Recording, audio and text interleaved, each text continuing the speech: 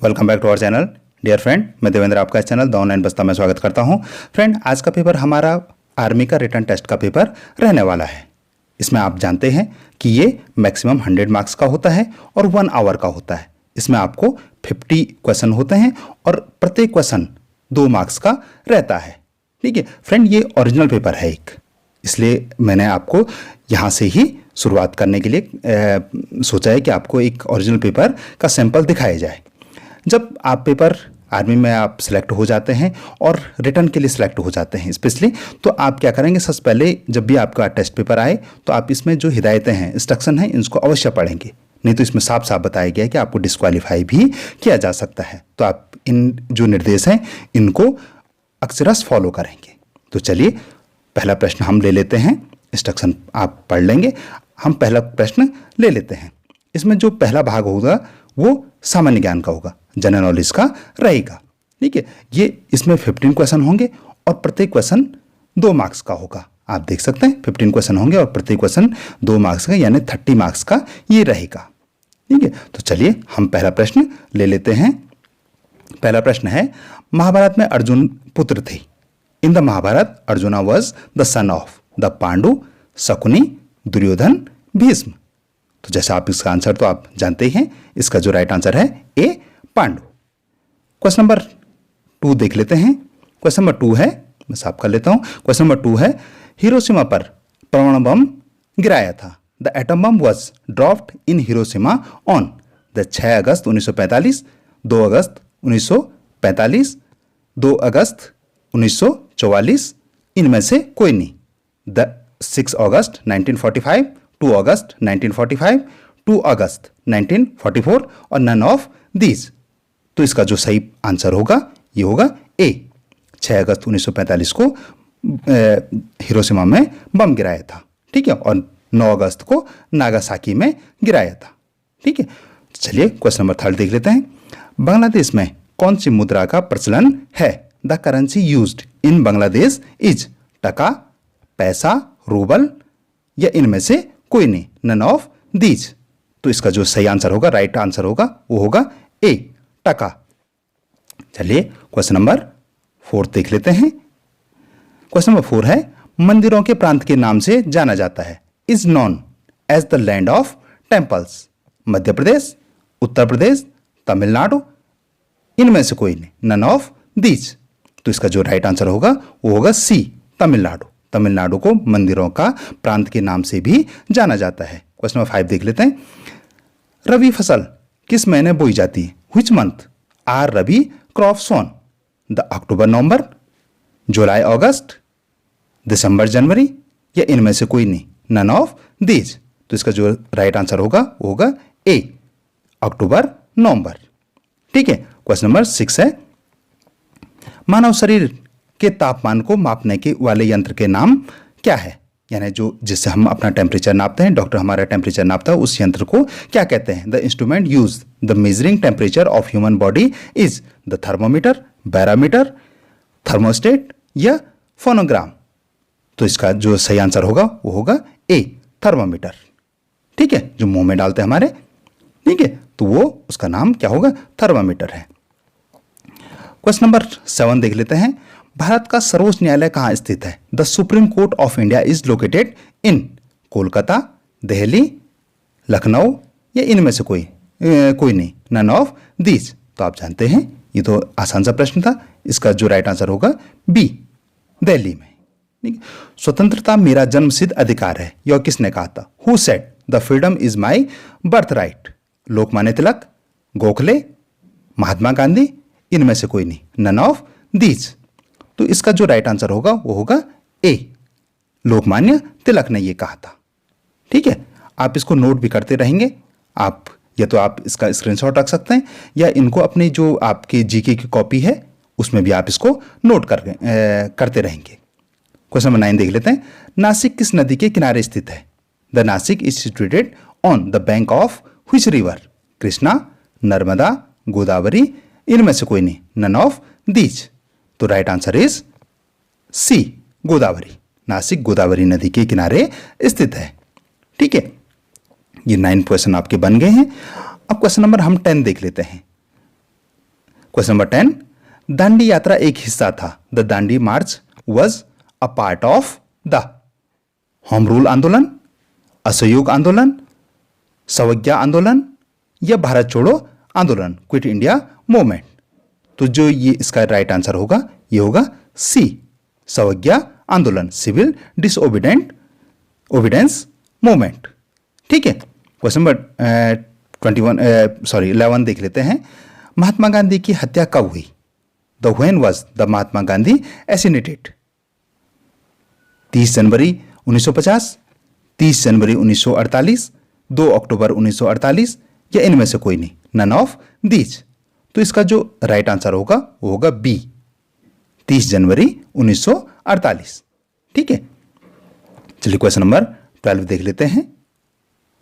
Question number 12 है, भारत में मत डालने का अधिकार किस उम्र से शुरू होता है? The voting right in India start at what age? The 18 year, 21 year, 20 year या इनमें से कोई नहीं, नन ऑफ दीज। तो ये भी आपके लिए आसान प्रश्न था। इसका जो राइट आंसर होगा ए, 18 वर्ष, 18 ईयर। विश्व की सबसे ऊंची पर्वत चोटी कौन सी है? The highest mountain peak in the world is Everest, Kanchenjunga, त्रिशूल, इनमें से कोई नहीं, नन ऑफ दीज।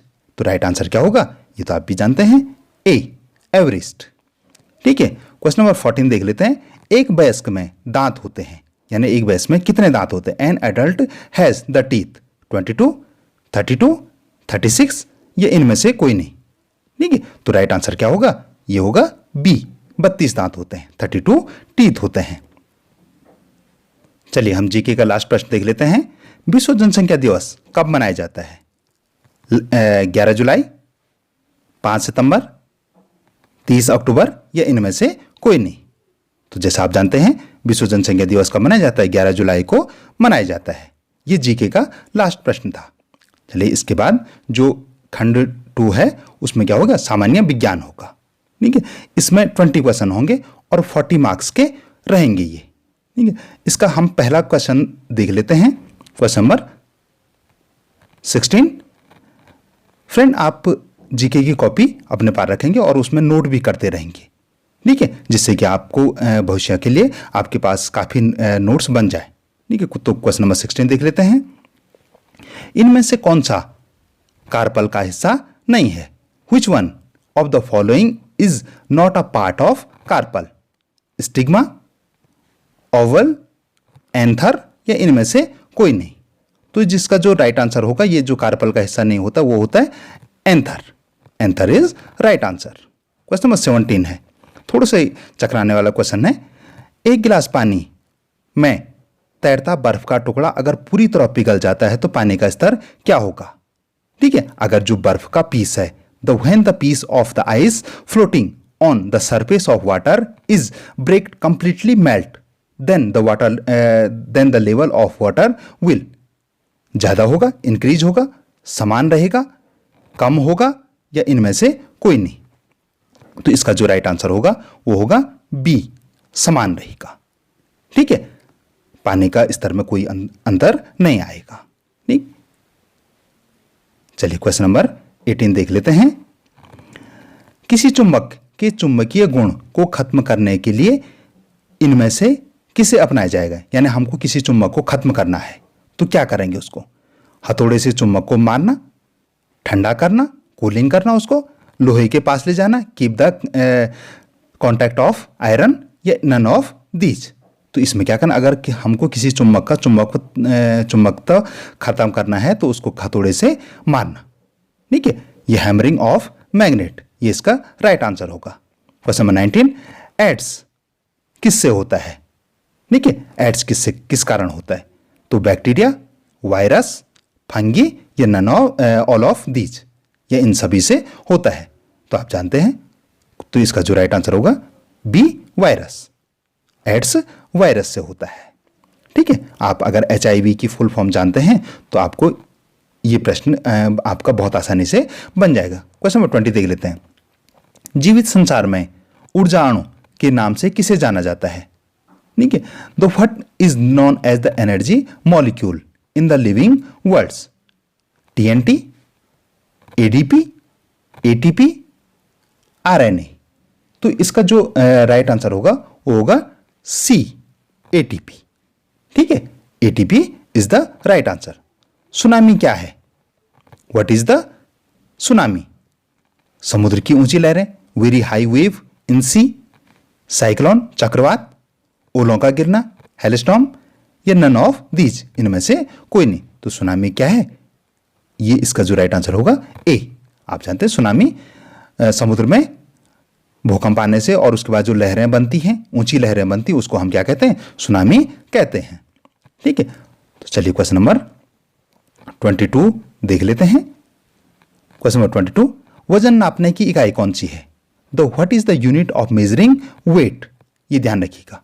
ठीक है, कई बार इसमें कंफ्यूज हो जाता है, तो यहां पे ध्यान रखना आपको कि वेट, तो पौंड, सेल्सियस, कैलोरी, या नन ऑफ दीज। तो वजन किस में नापते हैं हम? पौंड में नापते हैं। जैसा आपका जब वजन हुआ होगा, आप फिजिकल के लिए दौड़े होंगे, तो सबसे पहले आपका वजन वगैरह भी हुआ होगा, तो वो किस में नापा गया? किलोग्राम में या पौंड में नापा जाता है। ठीक है, सेल्सियस में टेम्परेचर नापा जाता है। कैलोरी हमारे, हम कितनी कैलोरी एक दिन में बर्न खाते हैं या कितने बर्न करते हैं, उसको कैलोरी में, ऊर्जा को हम कैलोरी में नापते हैं। ठीक है, क्वेश्चन नंबर 23 देख लेते हैं। बेरी होने के कारण इस विटामिन की कमी होती है। यानी बेरी जो रोग होता है वो किस विटामिन की कमी से होता है? Vitamin B, vitamin D, vitamin C, या नन ऑफ दीज, इनमें से किसी से नहीं। तो आप जानते हैं बेरी किससे होता है? ए विटामिन बी से, और सी से स्कर्वी, और डी से सूखा रोग। ठीक है, तो आप इनको भी नोट कर लेंगे कि विटामिन बी से बेरी, सी से स्कर्वी, डी से सूखा रोग, और ए से क्या होता है आप कमेंट सेक्शन में बताएंगे। ठीक है, विटामिन ए से क्या होता है। ठीक है, चलिए क्वेश्चन नंबर 24 देख लेते हैं। मिट्टी का रंग लाल की वजह से होता है। ठीक है, मिट्टी का रंग लाल, मिट्टी क्यों होती है? लाल रंग क्यों होता है उसका? The red colour of the soil is due the presence of the aluminium, oxygen, solar energy, सूर्य की ऊर्जा, या खाद्य स्रोत। ठीक है, किससे होता है? तो इसका जो राइट आंसर बनेगा वो बनेगा ए, एल्यूमिनियम या लोहे की अधिकता के कारण वहां पे वो मिट्टी क्या हो जाती है? लाल हो जाती है। क्वेश्चन नंबर 25 देख लेते हैं। निम्न यौगिकों के जोड़ में अकार्बनिक यौगिकों में कौन सा वर्गीकृत है? ये ध्यान रखिएगा आप। ठीक है, अकार्बनिक, इनऑर्गेनिक के बारे में बात कर रही है। ठीक है, न्यूक्लिक एसिड और मिनरल्स, मैं इसको साफ कर लेता हूं, अब साफ दिख रहा है। न्यूक्लिक एसिड और मिनरल्स, प्रोटीन और पानी, प्रोटीन और वाटर, पानी और नमक, water and salt, nucleic acid और प्रोटीन्स। तो इसका जो 25 का राइट आंसर बनेगा वो बनेगा सी, पानी और नमक। ठीक है, क्वेश्चन नंबर 26 देख लेते हैं। साप्रो का मतलब क्या है? द वर्ड साप्रो मीन्स, तो इसका मीन क्या होता है? रोटन। ठीक है, साप्रो मीन्स रोटन। ओके, चलिए इतना समझ में आ गया होगा। क्वेश्चन नंबर 27 देख लेते हैं। पृथ्वी पर जीवन किन पर निर्भर है? The life of earth depend on कार्बनिक बेस अणु, the carbon base molecules, iron base molecules, निकल बेस्ड मॉलिक्यूल्स, और फास्फोरस बेस मॉलिक्यूल्स। यानी कार्बनिक बेस अणु, निकल बेस अणु, आयरन बेस अणु, फास्फोरस बेस अणु। तो इसका जो राइट आंसर बनेगा वो है ए, कार्बनिक बेस अणु के कारण। जॉन्डिस पीलिया से प्रभावित होने वाला अंग है। ठीक, the which organ is affected by jaundice, यानी पीलिया किससे प्रभावित होता है? हमारे बॉडी का कलर पीला हो जाता है तो किस पे सबसे ज्यादा प्रभाव पड़ता है? लीवर, हार्ट, ब्रेन, या इनमें से कोई नहीं? तो आप जानते हैं इसका जो राइट आंसर होगा वो होगा ए, लीवर पे। ठीक है, लीवर पे सबसे ज्यादा असर प्रभावित होने वाला अंग लीवर है। ठीक है, क्वेश्चन नंबर 29 देख लेते हैं। पौधों में पाए जाने वाला हरा पिगमेंट, जो हरा रंग होता है जो खाद्य बनाने के काम आता है, यानी जो हरा रंग होता है जो पौधों के खाने बनाने के काम आता है, उसको क्या कहते हैं? पॉलीमर, प्लास्टोमस, हीमोग्लोबिन, या क्लोरोफिल। ठीक, तो इसका जो पौधों में जो पत्तियों का हरा रंग होता है वो किसके कारण होता है? आप इसको आसानी से याद कर सकते हैं। तो ये क्लोरोफिल के कारण होता है। ठीक है, पौधों में पत्तियों का रंग हरा क्लोरोफिल के कारण होता है। तो ये क्या होगा, डी इज राइट आंसर। ठीक है, क्वेश्चन नंबर 30 देख लेते हैं। साधारण तापमान में भी द्रव के रूप में पाए जाने वाला एकमात्र धातु कौन सी है? At the room temperature which is the only metal found in the liquid state. Only metal, ये आप देख रहे हैं, मेटल है लेकिन लिक्विड स्टेट में है। कौन सी स्टेट में है? लिक्विड स्टेट में है। तो गैलियम, पारा, ब्रोमीन या इनमें से कोई नहीं। तो आप जानते हैं बी, ब्रोमीन, मरकरी, ये इसका राइट आंसर होगा। पारा, आप जानते हैं पारा लिक्विड में रहता है। ठीक है, क्वेश्चन नंबर 31 देख लेते हैं। वनस्पति जगत का अध्ययन करने वाले ... कहलाता है। The science dealing with the plant life is the seismology, mycology, zoology या बॉटनी। तो यानी जिसमें किसका वनस्पति का होता है, तो वनस्पति का किसमें होता है? बॉटनी में, जंतु विज्ञान जूलॉजी में। ठीक है, और भूकंप विज्ञान सिस्मोलॉजी में। ठीक है, गाइटर किसकी कमी से होता है? यानी जो घैंगा रोग है वो किसकी कमी से होता है? Shortage of the goitre is due to the shortage of the लौह तत्व, कार्बोहाइड्रेट, आयोडीन या प्रोटीन। तो गाइटर किससे होता है? किसकी कमी से होता है? आयोडीन की कमी से होता है। ठीक, आप इसको नोट करते रहेंगे या आप इसके स्क्रीनशॉट लेते रहेंगे। ठीक है, ये 2-3 बार देखेंगे तो आपको सारे क्वेश्चन याद हो जाएंगे। ठीक है, क्वेश्चन नंबर 33 देख लेते हैं। सोडियम का रासायनिक चिन्ह क्या है? The what is the chemical symbol of sodium? NaKPCA। तो इसका जो सिंबल है वो है A, Na। तरंग किसी एक स्थान से दूसरे स्थान तक ...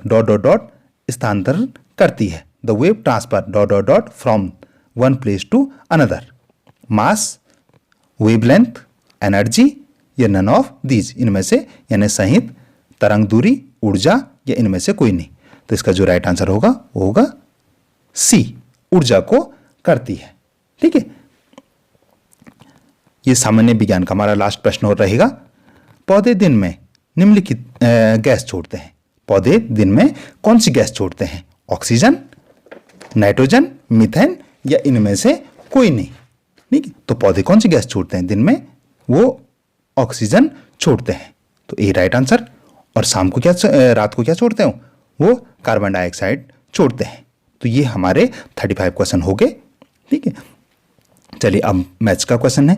मैथ्स के क्वेश्चन डियर फ्रेंड, हमने मैथ्स के जो प्रश्न लिए हैं उसमें हमने न केवल मैं आपको आंसर बताऊं बल्कि उनका सॉल्यूशन भी बताऊंगा। ये हमारा पार्ट 3 रहेगा। ठीक, पहला प्रश्न मैं थोड़ा से ठीक कर लेता हूं उसको। हाँ, अब ठीक है, पहला प्रश्न जो हमारा रहेगा 36 वाला, 3/4 ऋण 2/3 गुणांक 0 बराबर व्हाट? ठीक है, 3/4 माइनस 2/3 मल्टीप्लाई बाय 0। तो इसका जो राइट आंसर होगा 36 का वो होगा ए। ठीक है, 3/4 होगा। लेकिन कैसे हुआ? पहले मैंने आपको आंसर बता दिया, अब मैं आपको इसका सॉल्यूशन बताऊंगा कि सॉल्यूशन कैसे करेंगे हम इसको। अगर आपको ये सवाल दोबारा आ गया तो कैसे करेंगे? तो हम इसको ऐसे कर सकते हैं। पहले सबसे पहले हम, आप जानते हैं टी मास में आपको पता है कि सबसे पहले हम मल्टीप्लाई करेंगे। तो 3/2 को मल्टीप्लाई 0 से कर दें तो अगर किसी भी चीज़ को 0 से मल्टीप्लाई करेंगे तो आंसर क्या आएगा? 0। अब 3/4 को, 3/4 को 0 से में से 0 घटाएंगे। किसी भी संख्या में से 0 घटाते तो वही संख्या रहती है। यानी हमारे पास एक चीज़ थी, एक रोटी थी, किसी ने कुछ नहीं मांगा तो हमारे पास एक ही रहेगी। ठीक है, तो इसलिए जो राइट आंसर होगा वो 3/4 होगा। आई होप कि आपको समझ में आ गया होगा। अगर नहीं आया तो आप इस वीडियो को एक बार फिर से देख लें। ठीक है, अपनी कॉपी में भी नोट करते रहें। ठीक है, मैथ्स का पार्ट भी बहुत इंपॉर्टेंट है। 15 क्वेश्चन आ रहे हैं उससे। ठीक है, चलिए क्वेश्चन नंबर 37 देख लेते हैं। आपको थोड़ी सी टिपिकल हो गया। आपको इसमें क्या बताना है? 27 की जो घात है वो क्या है?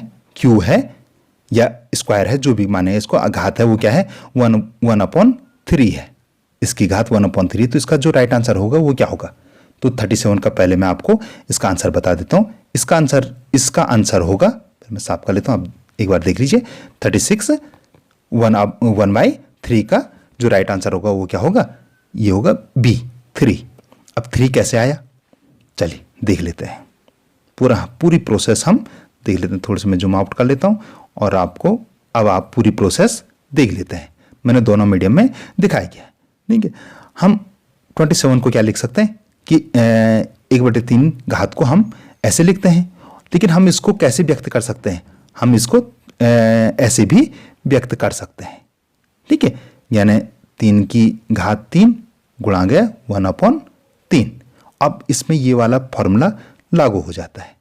अब इस 3 से ये 3 कटा, 3 गुणा गया 1 बराबर 3, तो इसलिए 3 राइट आंसर था। 3 इज राइट आंसर। ओके, चलिए क्वेश्चन नंबर नेक्स्ट देख लेते हैं, 38 वाला देख लेते हैं। आई होप कि आपको सारे क्वेश्चन समझ में आ रहे होंगे। अगर जो नहीं आ रहे हैं तो आप एक बार फिर से उनको देख लेंगे। ठीक है, क्वेश्चन नंबर 38 देख लेते हैं। यदि दो वृत्तों की त्रिज्याओं का योग 7 सेंटीमीटर और उनकी परिधि का अंतर 8 सेंटीमीटर है, तो दोनों की परिधियां होंगी। आपको क्या निकालना, परिधियां निकालनी, सर्कमफ्रेंस निकालने आपको। ठीक है, सर्कमफ्रेंस आपको रेडियस दे रखा है। ठीक है, और आपको सर्कमफ्रेंस निकालना है। तो 38 का जो राइट आंसर बनेगा, 38 का राइट आंसर वो होगा ए 36 और 18 सेंटीमीटर। ठीक है, 36 और 18 सेंटीमीटर होगा। तो कैसे होगा, तो चलिए देख लेते हैं। ये पूरी प्रोसेस है, आप इसको नोट कर लेंगे। ठीक है, 38 और आप इसका स्क्रीनशॉट ले सकते हैं। अगर पूरा नहीं आ रहा तो एक बार इतने तक ले लीजिए। ठीक है, यहां तक एक बार यहां तक ले लीजिए आप। ठीक है, कैसे, ये लंबा सा सवाल है, हमको समीकरण बनानी है। आपने 10th में सीखी है, समीकरण बनानी है। ठीक है, उसके बाद लास्ट में आपको वृत्त की परिधि यानी जो सर्कमफ्रेंस है ये निकालना है, और तब जाके लास्ट में 36 और 18 निकलेगा। आप इस स्क्रीनशॉट रख देंगे। ठीक है, चलिए नेक्स्ट क्वेश्चन देख लेते हैं। 39 क्वेश्चन नंबर हमारा 39 ये रहेगा। ये हमारा question 2 × 3 plus in bracket 1/3 minus 1/3 equal to what. ठीक है, यानी 2 गुणा गया 3, मैं इसको साफ कर लेता हूं। अब देखिए 2 गुणा गया 3 धन ब्रैकेट में 1/3 ऋण 1/3 व्हाट। तो 39 का जो हमारा राइट आंसर रहने वाला है वो होगा बी 6।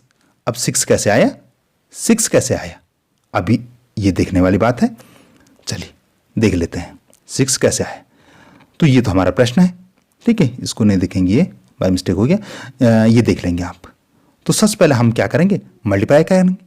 तो 2 × 3 6। अब 1/3 में से 1/3 घटाएंगे तो एक ये क्या रहेगा, 1/3 में से 1 घटाए तो 0 रहेगा, और 6 + 0 6। तो इसलिए जो 6 राइट आंसर रहेगा। ठीक है, चलिए क्वेश्चन नंबर 40 देख लेते हैं। आप इसको मैं थोड़ा से, अब आपको सही दिख रहा होगा। 7/9 की त्रिघात, ये क्या है, क्यू है, त्रिघात है। ठीक है, तो इसका आंसर क्या रहेगा, बटे 7/9 की त्रिघात। तो इसका जो आंसर रहने वाला है वो क्या होगा, तो 40 का जो राइट आंसर रहेगा वो रहेगा बी।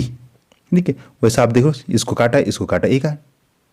ठीक है, ये तो सबसे सरल तरीका है, लेकिन इसका जो पूरी प्रोसेस है मैथ्स के हिसाब से ऐसा नहीं हो सकता है। मैथ्स के हिसाब से हम पूरी प्रोसेस इसकी देखेंगे। तो कैसे करके करेंगे हम, आप ये देखिए। सबसे पहले हमने इसके क्या किया, 7 का क्यू निकाला। ठीक है, फिर 9 का क्यू निकाला। तो 7 का क्यू 343 और 9 का 729, फिर 343/729। अब इन दोनों को भाग दिया। ठीक है, ये हमने ये वाली संख्या यहां पे रखी और ये जो नीचे वाली संख्या ये यहां पे रख दी। ठीक है, आप चूंकि जानते हैं कि भिन्न में भाग नहीं हो पाता, तो हम इसको क्या कर देते हैं, एक को ऊपर का नीचे, हर को अंश और अंश को हर बना देते हैं। ये संख्या तो हमने सेम दैट रखी। ठीक है, और इसका हमने क्या कर दिया, ऊपर का नीचे और नीचे का ऊपर कर दिया। ठीक है, इससे ये कटा, इससे ये कटा, तो एक राइट आंसर। ठीक है, ये एक राइट आंसर हुआ। समझ में आ गया होगा आपको। चलिए क्वेश्चन नंबर 41 देख लेते हैं।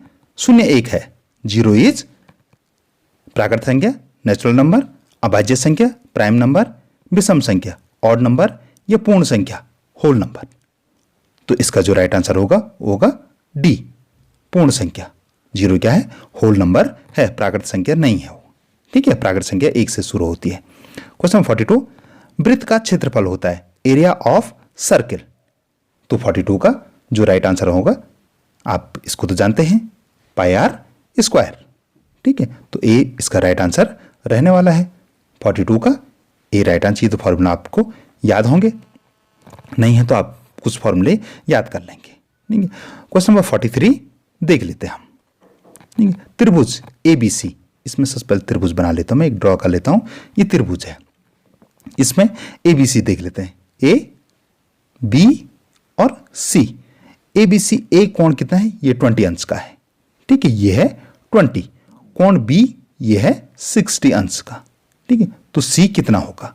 ठीक है, आपने जैसे पढ़ा होगा, आपने जब क्लास 10th में पढ़ा होगा कि त्रिभुज के तीनों अंतःकोणों का योग कितना होता है, 180 सेंटीमीटर, सॉरी 180 डिग्री होता है। ठीक है, तो अब दो कोण तो हमको दे रखे हैं, 60 और 20, तो इन दोनों को जोड़ लेंगे, 60 प्लस 20 80। अब इसमें से 80 माइनस करेंगे तो कितना राइट आंसर आएगा, 100। तो ये कोण क्या होगा, 100 डिग्री का होगा। तो इसलिए बी इज राइट आंसर। ठीक है, बी इसका सही आंसर होगा। ठीक है, ये आपको ध्यान रखना है कि त्रिभुज के तीनों अंतःकोणों का योग कितना होता है, 180 सेंटीमीटर होता है। भविष्य में भी ऐसे सवाल जब आप इस अपना टेस्ट पेपर दे रहे होंगे तो वहाँ भी हो सकता है कि ऐसे प्रश्न आ जाएं, तो आपको यही बात याद रखनी है कि ये दो प्रश्न, दो कोणों का योग दे रखा हो तो आप इन दोनों का योग करना है और 180 में से घटा देना है, जो भी आएगा वो आपका राइट आंसर होगा। क्वेश्चन नंबर 44 देख लेते हैं। एक त्रिभुज की भुजाएं होती हैं, the triangle has dot dot dot sides. तो अभी हमने देखा तो त्रिभुज की कितनी भुजाएं होती है, 1 2 3, तो ए इज राइट आंसर। ठीक है, क्वेश्चन नंबर 45 देख लेते हैं हम। कोई दुकानदार अंकित मूल्य पर 30% की छूट देता है। ठीक है, यानी माना बात, आप उस दुकानदार के पास कोई चीज 100 रुपए की है तो 30% पे छूट देता थी, यानी 70 रुपए की वो चीजें उस चीज को 70 रुपए में दे देता है। त्योहार के कारण 10% और छूट देता है, तो दोनों को छूट मिलाकर कितनी छूट होगी। तो पहले मैं आपको इसका आंसर बताया, आप ये 30 प्लस 10 नहीं कर देंगे। ठीक है, तो ऐसे तो 40 हो जाएगा, लेकिन 40 इसका राइट आंसर नहीं है। तो 45 का जो राइट आंसर होगा वो 37 होगा। अब 37 कैसे होगा, उसके दिमाग में होगी 30 ये है, 10 है, तो 40 हो जाएगा, ये होना चाहिए, लेकिन ये नहीं है। ये क्या है, सही आंसर नहीं है, सही आंसर 37 है। कैसे है देख लेते हैं, हम सॉल्यूशन में देख लेते हैं। सबसे पहले 100 रुपए की चीज थी, तो उसका जो 30% निकाला हमने, तो उस चीज की कीमत कितनी होगी, 70 रुपीज होगी। अब 10% और डिस्काउंट दे रहा है, तो 70 मल्टीप्लाई बाय 10 अपॉन 100, तो ये शून्य कटा, ये शून्य कटा, ये शून्य कटा, ये शून्य कटा। ठीक है, तो 7 आया। अब 30% यहां मिल रही थी, 30 रुपए की छूट यहां मिल रही थी, 100 रुपए की चीज में से 70 रुपए की चीज में मिल रही थी, तो यानी 30 रुपए की छूट यहां मिल रही थी और 7 रुपए की छूट यहां मिल रही थी, यानी टोटल 37% की छूट मिल रही थी। ठीक है, यानी अगर 100 में से माना जाए 100 रुपए की चीज थी और अब वो 37% पे डाउन पे मिल रही थी। ठीक है, तो इसका जो राइट आंसर होगा वो होगा, अभी क्या 63 रुपए की मिल रही थी वो चीज, तो इसलिए 37 इज राइट आंसर। ठीक है, आई होप कि आपको समझ में आ रहे होंगे। नहीं आ रहे हैं तो आप कमेंट सेक्शन में बताएंगे, मैं दोबारा से इस पे एक डेडिकेटेड वीडियो बना सकता हूं। ठीक है, गोले का आयतन होता वॉल्यूम ऑफ स्फीयर इज, तो इसमें 4/3 पाई आर स्क्वायर, बी है 3/2 पाई आर की क्यू, 3/2 पाई आर क्यू और नन ऑफ दीज। तो 46 का आपका जो राइट आंसर बनना चाहिए वो बनना चाहिए डी वाला, नन ऑफ दीज। आप जानते हैं कि इसका जो सूत्र होता है वो क्या होता है, 4/3 पाई आर का क्यू। ठीक है, अब यहां पे स्क्वायर ही है। ठीक है, तो इसलिए आपका ये जो राइट आंसर बनेगा ये बनेगा B. Okay, sorry D, B नहीं, डी आपका राइट आंसर बनेगा। ठीक है, क्योंकि ये जो ये है सूत्र है वो ये है, जो फॉर्मूला है वो ये है। ओके, क्वेश्चन नंबर 47 देख लेते हैं हम। 47 काफी इजी है। 365 दिन का 20% होगा, तो आपको इसका 20% निकाल देना है। 365 मल्टीप्लाई बाई 20 अपॉन 100। ठीक है, ये शून्य कटा, ये शून्य कटा, 2 1 जा 2, 2 5 जा 10 और 5 से आप इसमें भाग दे लेंगे। 5 एकम 5 और 5 सता 35। ठीक है, 1 बचा 15, 5 15। ठीक है, 73। ठीक है, 73 क्या होगा? राइट आंसर होगा। ठीक है, समझ में आ गया? एक बार फिर से देखा जाए तो 365 मल्टीप्लाई बाई 20 अपॉन 100। ठीक, 0 कट 0 कट, 2 1 जा 2, 2 5 जा 10। अब 5 से इसको 365 को डिवाइड करेंगे। 5 1 जा 5, 5 7 जा 35, 1 कैरी 15, 5 3 जा 15। तो 73 इज राइट आंसर। ओके, चलिए 48 देख लेते हैं। 50 मल्टीप्लाई बाय 50 प्लस 50। तो इसमें आप कंफ्यूज नहीं होंगे। सबसे पहले आपको डी मास में किया था आपने, सबसे पहले आप इसका मल्टीप्लाई करेंगे। तो 50 मल्टीप्लाई बाय 50 इतना और प्लस 50 तो कितना हुआ? ए इज राइट आंसर। ठीक है, 25 50 ये इसका राइट आंसर होगा। ठीक है, चलिए 49 देख लेते हैं। 49 है 356 का आधा क्या होगा, यानी 356 का आधा क्या होगा? तो आप इसका भाग दीजिए। 356 भागा 2, आधा करना है। तो 2 एकम 2, 2 1 जा 2, 15, 2 7 जा 14। ठीक है, कैरी 1 और 6 डाउन किया तो 168। ठीक है, 178 168 इसका क्या होगा? राइट आंसर होगा। तो जो राइट आंसर है वो होगा डी। ठीक है, ये काफ़ी इजी से क्वेश्चन थे। ये हमारा लास्ट प्रश्न बनेगा। आप जानते हैं इसमें सिर्फ 50 क्वेश्चन होते हैं, तो ये हमारा लास्ट क्वेश्चन रहेगा 50 वाला। 900 का 30% कितना होता है? What is the 30% of 900? तो आप 900 मल्टीप्लाई बाय 30 अपॉन 100। ये 0 कट, ये 0 कट, ये 0 कट, ये 0 कट। ठीक, अब इसको मल्टीप्लाई करेंगे। 9 27, 270, 270। ये राइट आंसर है। तो फ्रेंड, ये था हमारा आज का वीडियो। आपको कैसा लगा? आप जो रिटर्न देने वाले हैं, कुछ दिन बाद जो रिटर्न के टेस्ट होने वाले हैं, आप उसको देने वाले हैं। आपके लिए बहुत बहुत शुभकामनाएं। आपका टेस्ट बहुत अच्छा हो, आप जल्दी ही अपनी मंजिल को प्राप्त करें। अगर आपको ये वीडियो पसंद आए तो आप अपने फ्रेंड के साथ भी शेयर करें, उनकी भी थोड़ा हेल्प हो जाएगी।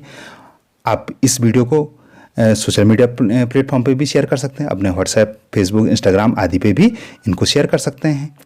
ठीक है, और फ्रेंड, वीडियो को लाइक करना मत भूलिएगा और सब्सक्राइब तो अवश्य कीजिएगा।